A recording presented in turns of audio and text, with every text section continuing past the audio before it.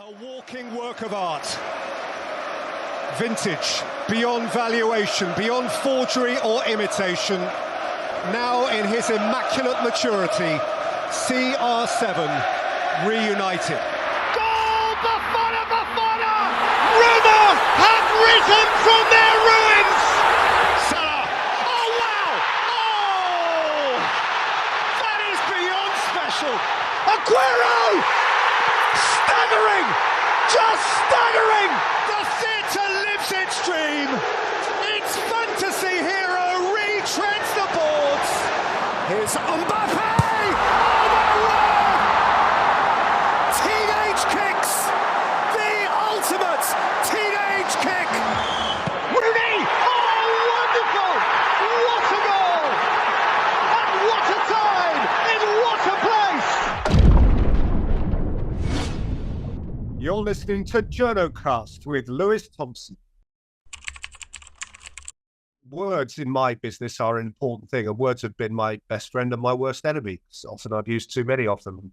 People are shouting, shut up. Do people throw things at the television and, scream bias and all that sort of stuff? They're not biased, but obviously they support their clubs. You kind of have to. Those were really precious, special days. How good at football they are, given how many millions and millions of us down the years have tried to play football to a good level. I had, a pile of rejection letters. Luis Figo as well, beautifully smooth footballer, let rip, have some fun.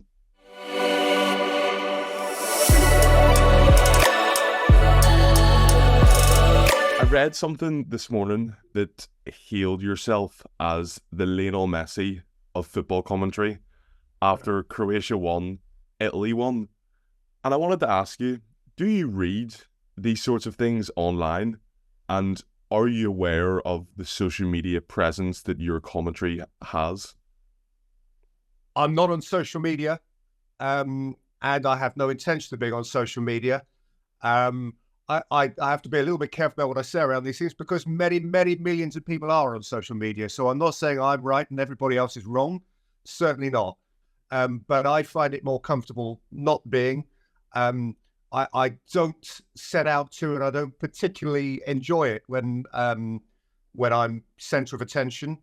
And although, yes, I can't deny that sometimes people tell me stuff is being said about me, and I can't deny that when it's nice, I like it. Of course, everybody likes a compliment, but equally, one of my shortcomings is that I'm not especially thick-skinned. So when it's not a compliment, it really hurts me. And of course, that happens too. So I think it's best all round to try, as far as I possibly can, to leave it all in another space and just try and be unaffected by whatever's happening out there and just do my work the best I can. Can you remember a time when that started to come out and you started to become aware that your commentary was being talked about, like outside of the actual game? No, again, really, I can't identify that because I suppose I was, being the dinosaur I am, in a slightly different place. I suppose in common with all commentators, it probably came in around about the same time as everybody was talking about all of these things on social media.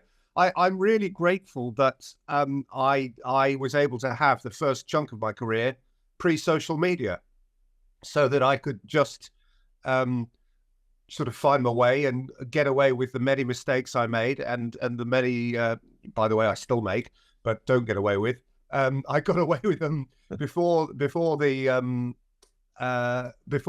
great swirl of social media was in a position to pounce on them, because I do fear that being the insecure human being I am, it might have inhibited me.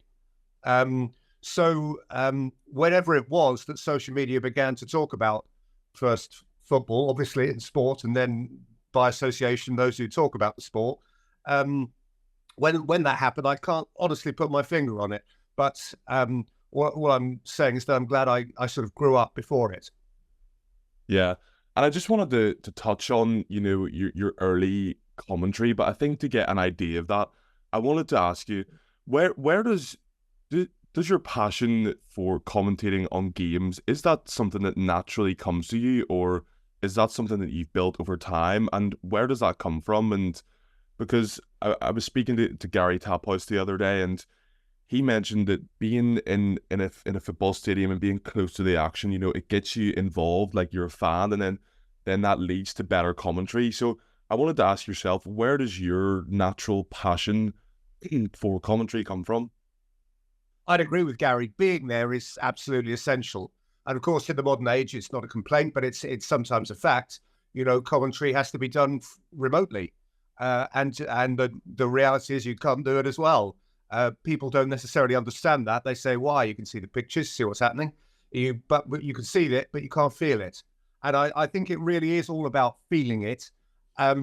It's interesting, obviously, in the sort of commentary community, there've been a lot of conversations down the years about how you go about delivering it. And to be honest, I try not to think about it too much, just do it.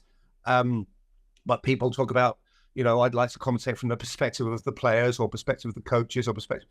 And I think, if anything, excuse me, You're right. I try before every game to allow myself half an hour to think about how I would feel if I was walking up the road to that game as a supporter of either side. What's my agenda? What's my agenda? That's a very cold way of putting it. We need 3 points to stay up. We need a draw here to get into Europe. We need, whatever. But also, I like to think about what would be, as a fan, going on in my gut, and any of us who've been football fans, and we all have, whatever our club at whatever level, know what it's like to go through the routine of walking up to the ground on the day of the game, to sit in our seats, to sit there and even when the game is dull and it's 0-0, to feel that pit of the stomach. Oh my, we might score in a minute. They might score in a minute. This is hurting. And that moment when your team scores a goal is an inexplicably beautiful moment, isn't it? I mean, and we all know how that feels. And as a commentator, I suppose, I want to make it my business to articulate that moment the best I can. And the lovely thing about commentary of the sort that I and others do, as opposed to, say, journalistic work, is that very often, most of the time, we are allowed to express it purely positively. It's a great goal, without worrying too much about the other side of the coin, which is that someone's just conceded that goal. Occasionally, of course, the story is about the team that's just conceded the goal, and then it's a whole different dynamic. But I think more than anything else, for me, the job is about articulating feeling. It's, what's going there. I say again, I'm sorry, I'm repeating myself, but there is a kind of chemistry inside of you, isn't there? When you're watching, you can feel it bubbling up. You can, there's a series of sort of interactions going on with your emotions whilst the game is playing out. And if somehow the commentator can reflect those, I think that's you're going a long way to cracking it. Yeah, and what's really interesting to me about that is it seems like obviously you're so good at your job, so you must enjoy every minute of it. But on the other hand, is what I would say is you have commentated on World Cup finals, some of the biggest games in the Premier League. Does it ever get stressful for you? Time. I'm before a big game. I'm stressed. Yes, I am, because despite all of the joy, despite all of the, I'm a very, very lucky boy to do what I do. We all live with fear of failure, and I'm largely driven by fear of failure, and by the knowledge that in any given moment I can shout the wrong name. And by the way, as I've said already, within any given game, I'm likely to make 4 or 5 mistakes. Say the player on the far side, misidentify the player on the far side.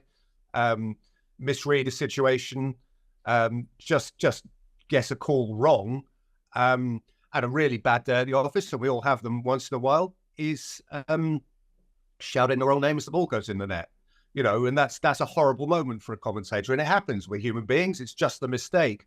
But particularly, to go back to where we started in this world of social media, when that happens, it's an ugly moment, and you've got to live through that kind of noise of not that I see it, as I say, but I'm aware of it, sort of swirling around. And so, yeah, I mean, like anyone in any sort of vaguely public job, that that to get it wrong is to face embarrassment, and to I like any human being, I think would rather not face that embarrassment. So yeah, before a big game, yes, I'm nervous. I am absolutely nervous, and I spend a lot of the week leading up to a big game feeling nervous and waking up with butterflies, and whilst there's a part of me that wishes I was stronger and didn't wake up with butterflies every day, I also know that it shows I care, I suppose, and it shows I'm still excited by it, and that's the kind of adrenaline of what I do. Yeah, and I think those nerves can apply to so many other industries as well, and so many other jobs, in society. And how do you overcome those sort of nerves? Is that just something that you feel your way into, or do you have a set mindset that you have to put yourself into? That's a good question, actually. I suppose you overcome them because you kind of have to. There's no alternative. You could turn around, pack your bag, and walk home. That when it gets to 5 minutes before kickoff and they say your name, you've got to start talking. And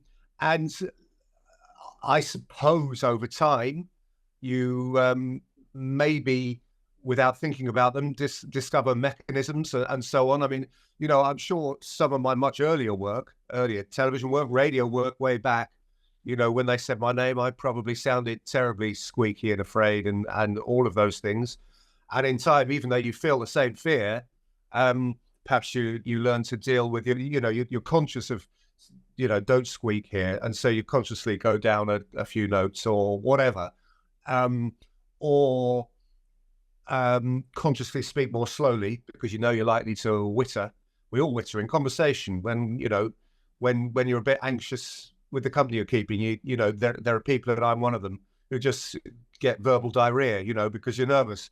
And so you maybe consciously check that. But in the end, you do it because, that it's your job and you've got to do it. And you just hope it goes okay. I don't know how sort of actors and that sort of thing feel. You have to be on the, West End stage every night, and they must go into, the play that they've done last night, the night before, 3 weeks ago, and so on. And think tonight might be the night I forget my lines. And, once in a while, probably they forget their lines, and somebody has to prompt them, and that's a bad day at work for them.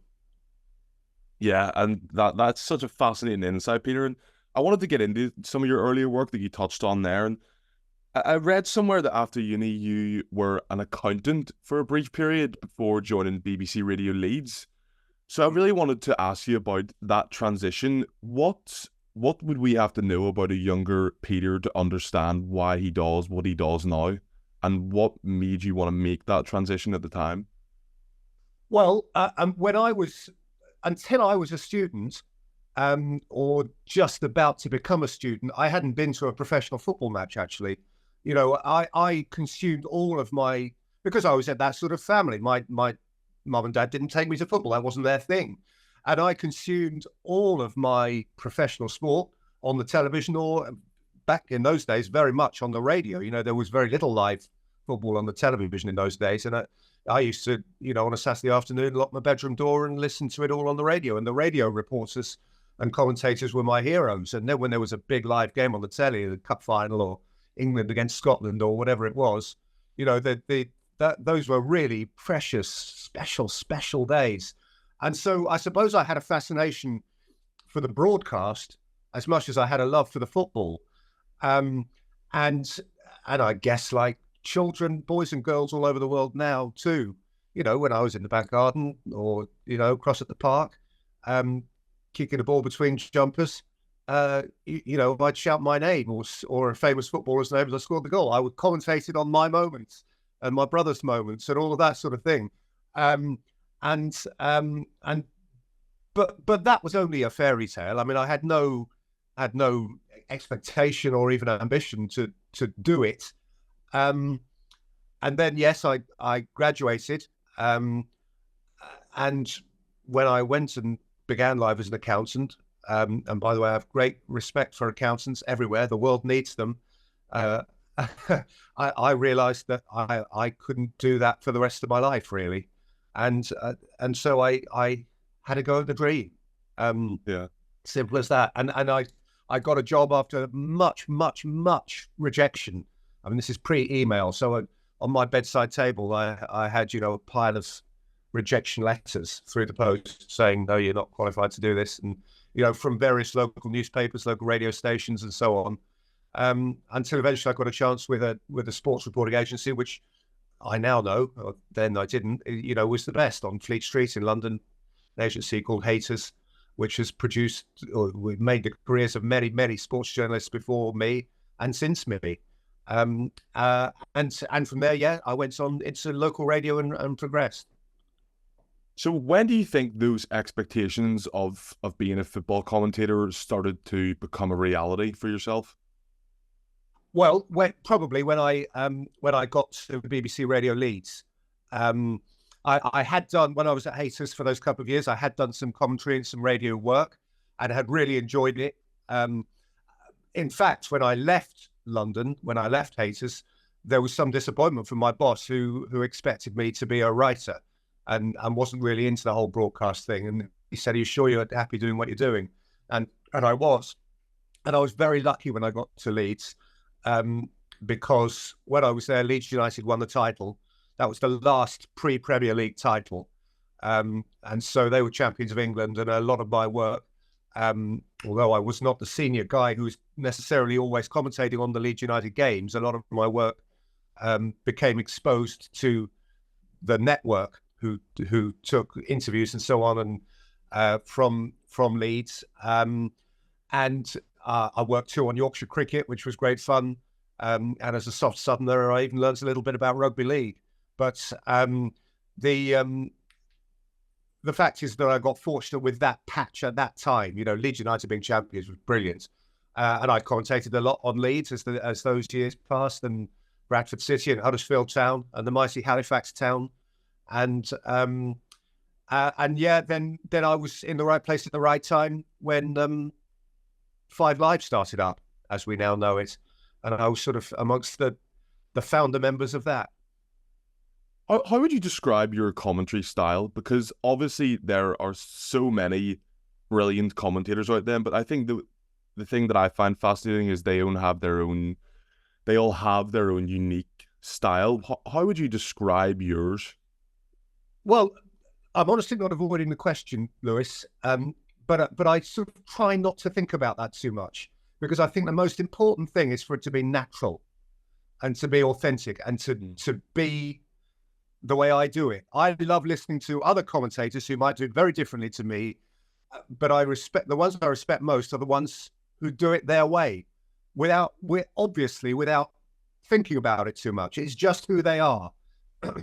and I wouldn't be so disrespectful as to deconstruct the work of other commentators. That's for them to do. But I also don't really want to deconstruct what I do, because I just kind of do it. Because to overthink it and as I say, to sort of deconstruct it is to be maybe slightly pretentious. This is how I do it, darling. And it's also it also just might be inhibiting. I as I say, it's really all about the gut feeling around a football match. How would I feel if this was me and I had just paid, rather than being paid to sit in the best seats in the house, I just paid 50 quid to support my team here? You know, what would I want of the afternoon? What's it all about? And then just to sort of, if I can, and as say nerves and inhibition gets in the way, and what are other people thinking and all that stuff. But if I can, just sort of set myself free to let those feelings out around or within some sort of parameters. You know, there has to be the information, there have to be the hard, cold facts, there has to be the preparation, the homework. That is the framework. But for me, sport is very, very largely, for those of us who observe it, about emotion. It's about emotion, yeah, that's I think where I take it. But as I say, I try not to think too hard about style. I've never tried to have a style. What's come out has just come out. And that's clearly working for you at the minute, Peter. I wanted to ask you, a year ago, it was announced that you'd be taking over Martin Tyler at Sky Sports. And obviously you've worked for, you've worked for so many big companies in the past, you know, BBC, ITV, Premier League Productions. What was it like when you first got that call that you'd be featured on Sky Sports and, you know, doing the Super Sundays and Monday Night Footballs? Was it anything different, or was it just another step? You know, when we were talking about nerves and getting butterflies every day, that's that's really what I had in mind. Yeah, I don't think it's an exaggeration to say I was terrified, really. Obviously excited and flattered and thrilled. But, you know, treading in the footsteps of Martin Tyler, who'd done that job since the world began, was a frightening prospect. You know, Sunday afternoons to the whole population sounds like Martin Tyler. And he did it masterfully for 3 decades and more. Yeah, I was frightened, and I was frightened for most of the season, if truth be told. But I wouldn't want to paint that negatively. I was frightened partly because I was so excited. I mean, it was very thrilling to be offered that fantastic job, and I'm just so very, very lucky to have it. Kind of full stop. That's it, really. In terms of preparing for the games and delivering the games, I suppose, broadly speaking, it's exactly the same as it ever was.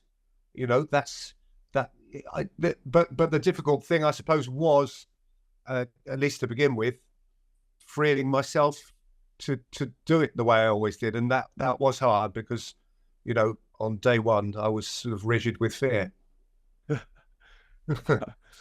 And how would you sum up the past season then, in terms of your own commentary? And are there any big standout moments for you that you can remember, specifically in the Premier League?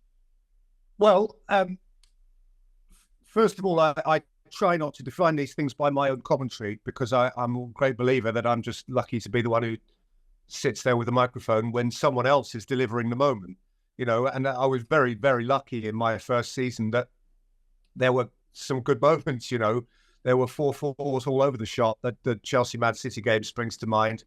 The ridiculous Spurs-Chelsea game when Spurs were playing with whatever it was, 9, 8, 7 players, and still had that wonderful high line, and there were goals flying in, and all of those. So those were great games. You know, I was so lucky that in my first month or two, you know, I was getting silly games like that, and that, you know, if you're fortunate enough that they go okay, and I do just mean okay, I'm not patting myself on the back here, but you get through one of those, and you think, I think I've escaped alive, then that makes you feel that much readier the following week.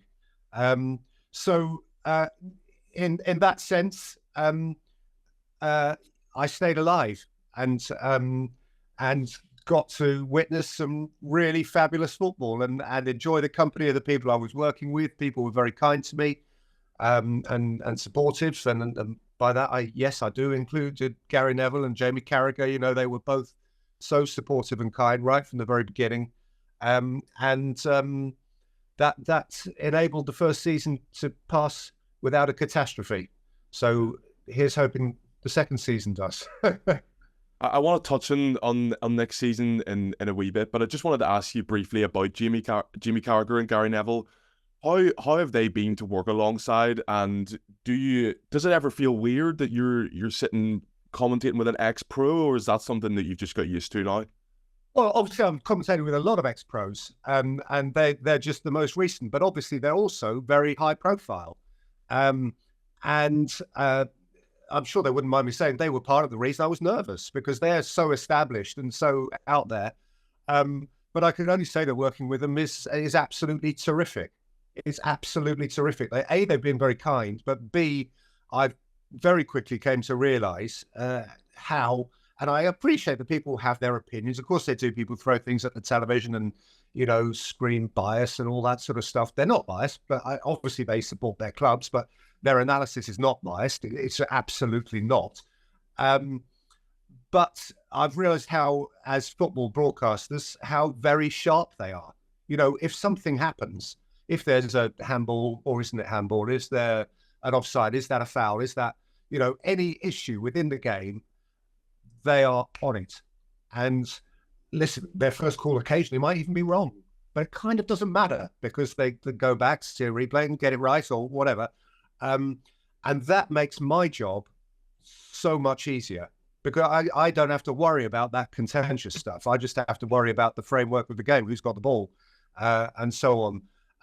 So their sharpness, their sort of editorial sharpness, just eases the way for me. And I've been, as I say, it took me a week or two to realise, if that, just how very good they are. Yeah. And Peter, just touching on next season, one of the things I find super interesting about commentary and is the preparation in the build up to a game. And you sometimes see them really cool photos of a commentator's sheet, and it's got all the highlights and all the names and all the cool stats and figures and facts. And I just wanted to ask you about your preparation going into the new season. What will a week look like in your life in the busy Premier League season? Say you're building up to a Super Sunday, Liverpool, Man United at Anfield. How does that preparation look? And, how long do you have to sit down and think about the sort of things that may happen before the game, if that makes sense? Yeah. Well, my week normally is a 2-game week, because on a Saturday I broadcast the game for NBC in America, and on Sunday for Sky in the UK.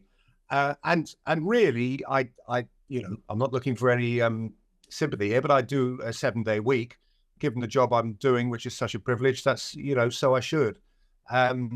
So very often on a Monday morning, I look back at the work of the Saturday and Sunday that's just gone, because self-criticism is really important to me, and I do criticize myself plenty.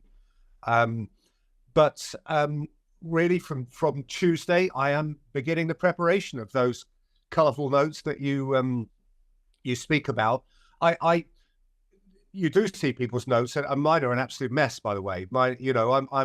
My handwriting is horrendous, and nobody else could read my notes but me.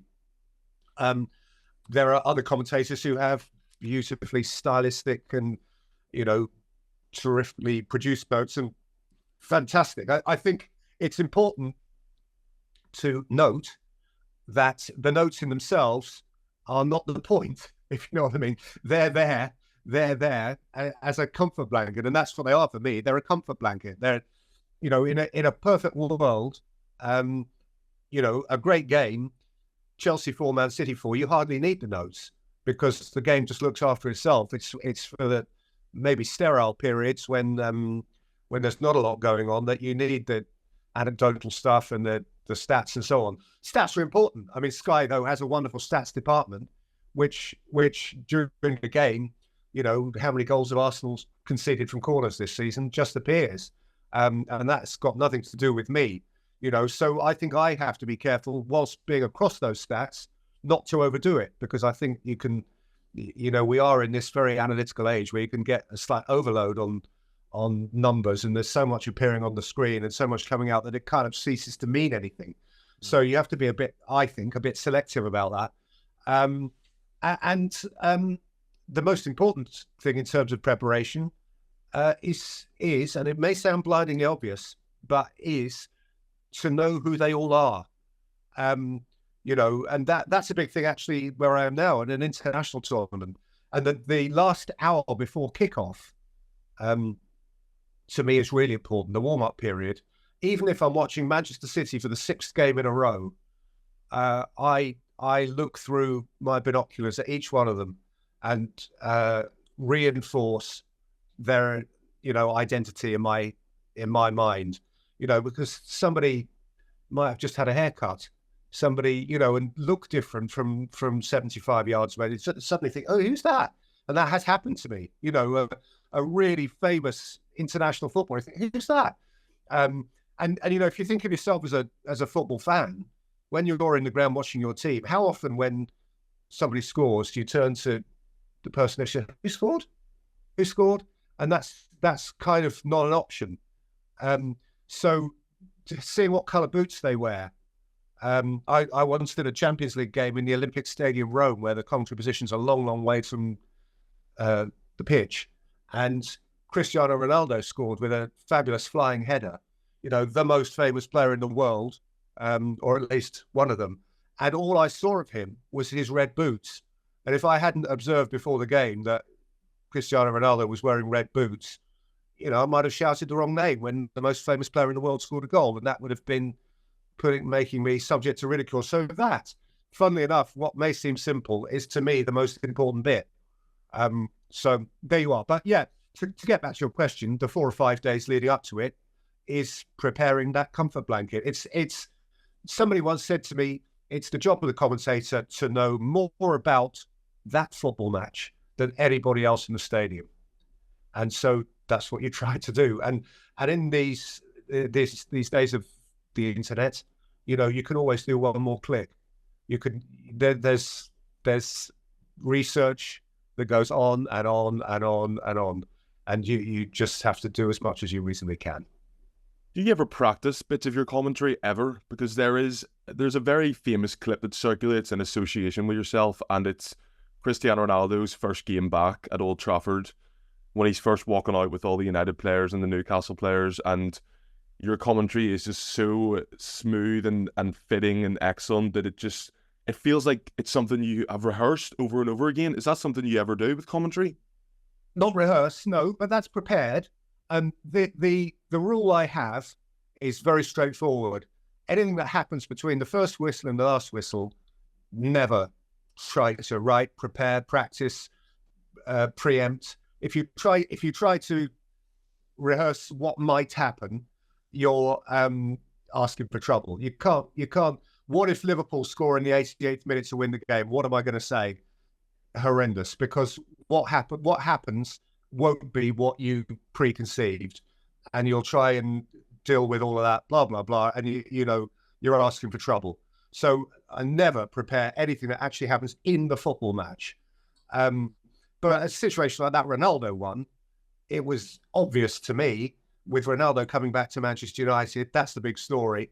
There's going to be a camera up his nose from the moment he arrives in the Old Trafford tunnel until the moment he gets to the centre circle for the Premier League anthem. And I've got 25 or 30 seconds to accompany him. So on that occasion, what's the sensible thing to do? It's to have some words ready for that.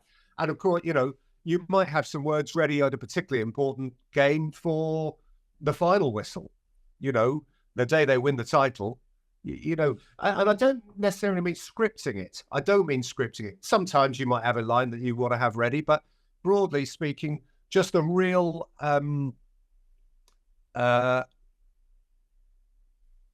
bullet point. If something key has happened, if Manchester City have won, they're the champions. I know that sounds obvious, but just to remind yourself that that's the thing. Manchester City are the champions, or Burnley are relegated, or that sort of thing. Just so that in the moment, the sort of stress moment of the final whistle, you understand what every scenario signifies. So that sort of thing, yeah, you've got to have ready. What is your I suppose you probably won't be able to give one answer for this, but up there with the best game you've ever commentated on? I can give one answer now. I couldn't until quite recently, but it's got to be the last World Cup final. I mean how can you go past Mbappe gets a hat trick and loses, Messi wins the World Cup?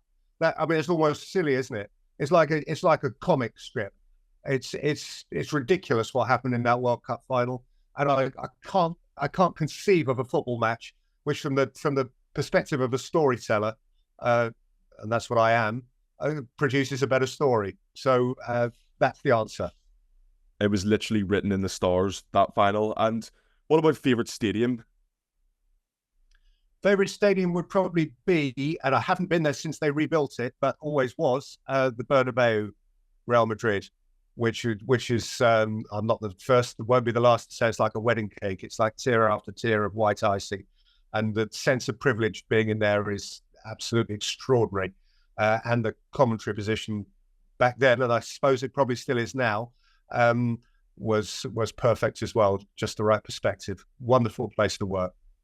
And obviously, in terms of players, you watch the best footballers in the world week in, week out. Who has there ever been one that you've just been blown away by? Well, I'm sure you're constantly blown away by, but any sort of specific standouts?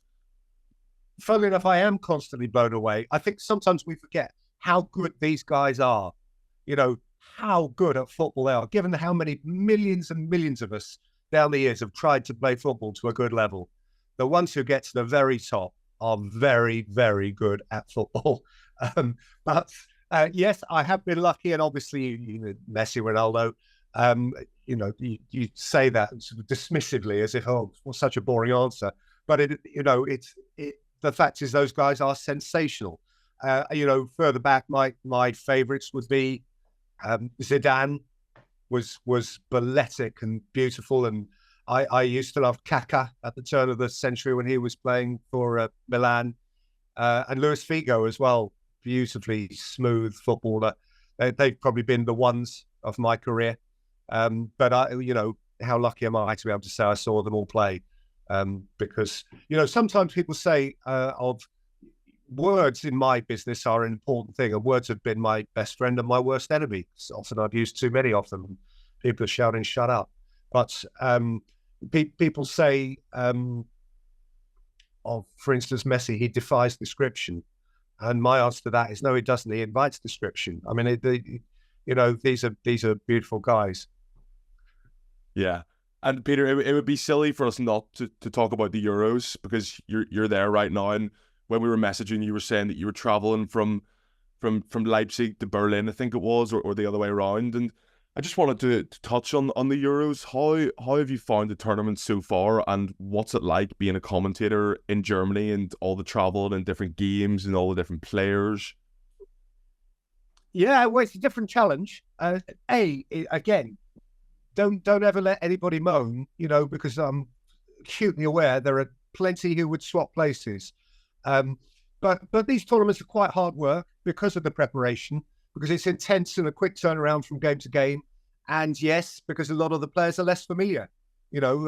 I principally work in the Premier League, and I'm fortunate in the sense that a lot of the players are from the Premier League, but also a lot of them aren't. And so that takes some learning. It takes some, new recognition, and it takes concentration. But it's always a thrill to be at a tournament. And this is a really good one, I think, actually. There's been some very, very good football played. I've been lucky the last couple of nights to see Italy equalise in the 90 whatever it was minute. Massive goal against Croatia. And yesterday I was at the Netherlands against Austria. And Austria have suddenly become everybody's second favourite team. They're a really, really vibrant, exciting team, coached by a bloke called Ralph Rangnick, who, isn't so bad after all, is he? Yeah. Those who had a go at him. It's great when you see stories like that. And there are so many stories at the Euros at the minute. Do you ever find yourself, do you struggle with staying on top of everything? Because obviously things move so quick, and we're nearly at the end of the group stages now, and it's just gone in like that. Is that something you find hard to stay on top of? Yes, yeah, absolutely. I do, Lewis. I do, and actually, those are the times when you have to. Discipline's the wrong word. It's not really about discipline. In fact, you might say it's the opposite. You've got to accept that you can't do as much as you want to do. You've got to understand. You've got to nail down the basics and know what's required for any given game. There's no point getting fancy about it. It's important to know who the players are and be able to identify them and have the basic information at your fingertips, because you haven't got a week to prepare it. You've only got 2 days since the last game. All of us in my trade will have done some pre-tournament preparation and broadly got ready. But keeping up with it is a large part of what it's all about. Yeah. And Peter, last question. Last question. If you could give one piece of advice to your younger self, what would that be? Remember to enjoy it. If I have regrets, it's about anxiety. I've had a lot of anxiety, and I still do. And remember to enjoy it, because it's such a privilege to do. There's plenty of reason to worry. There's plenty of reason, and I understand why I have worried so much. But if I could have it all again without the worry, I suppose that's unrealistic, really, isn't it? But if I was giving one piece of advice to anybody who was starting out, it would be enjoy it, but also to be yourself. Don't pretend to be somebody else. Be yourself and let rip. Have some fun. Peter, that's a brilliant way to finish it. Thank you so much for your time today, and I hope you enjoy the rest of the Euros, and I'm looking forward to seeing you in the Premier League next season. Thank you, Lewis. I've really enjoyed chatting as well. Top man.